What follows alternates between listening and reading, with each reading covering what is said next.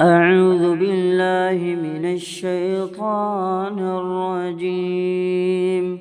بسم الله الرحمن الرحيم. ألف لام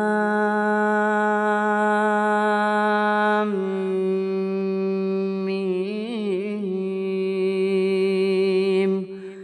ذلك الكتاب لا ريب فيه هدى للمتقين الذين يؤمنون بالغيب ويقيمون الصلاة ومما رزقناهم ينفقون والذين يؤمنون بما أنزل إليك وما أنزل من قبلك وبالآخرة هم يوقنون.